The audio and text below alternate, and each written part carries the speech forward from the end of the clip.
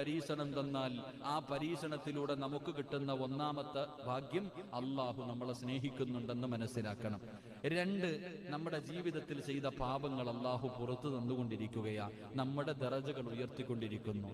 3, എൻ്റെ പ്രിയപ്പെട്ട സഹോദരങ്ങളെ, നാളെ പടച്ച റബ്ബിന്റെ പരലോകത്ത് നിനക്ക് യാതൊരു ഭയവും വേണ്ട.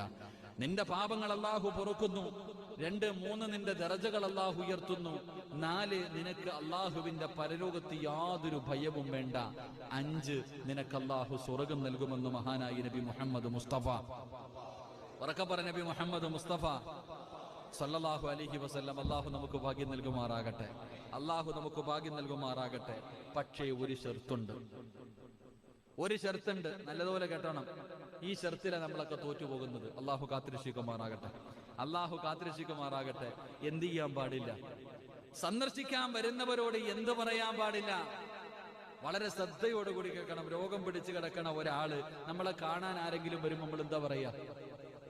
പരാതികൾ, ആവലാതികൾ, അല്ലേ?